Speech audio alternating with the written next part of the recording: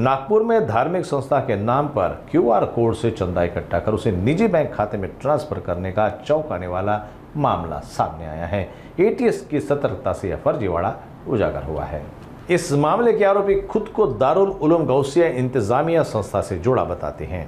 उसने संस्था के नाम से फर्जी क्यूआर कोड तैयार कर जगह जगह लगातार जादान माँ की आग वाइस फिर से इस मामले के आरोपी खुद को दारुल उलूम गौसिया इंतजामिया संस्था से जुड़ा बताता है। उसने संस्था के नाम से फर्जी क्यूआर कोड तैयार कर जगह जगह लगाकर दान मांगा।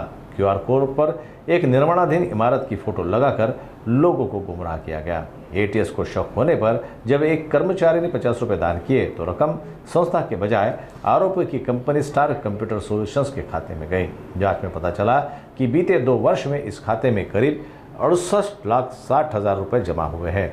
कपिल नगर पुलिस थाने में आरोपी के खिलाफ आईपीसी की धाराएं 314, 316 और 318 के तहत केस दर्ज कर लिया गया है। पुलिस ये भी जांच कर रही है कि इस रकम का इस्तेमाल कहीं देश विरोधी गतिविधियों या मनी लॉन्ड्रिंग में तो नहीं हुआ है।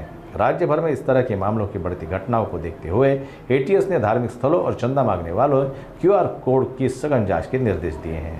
दिनांक 14 मे रोजी दहशतवाद विरोधी पथक नागपूर युनिट यांनी पोलीस स्टेशनला तक्रार दिली की मोहम्मद एजाज अन्सारी याने कामगार नगरमधील एहतमाम दारुल उलूम गौसिया इंतजामिया संस्था, गौसिया मदरसतुल बनाम लेडीज या संस्थेचे जे 3 रजिस्टर्ड मेंबर आहेत, या व्यतिरिक्त हे यांनी स्वतःचं नाव क्यूआर कोड दिलेलं आहे आणि क्यूआर कोडमध्ये सांगितलं की यामध्ये तुम्ही या मदरशाच्या बांधकामासाठी पैसे किंवा देणगीच्या स्वरूपात तुम्ही देऊ शकता।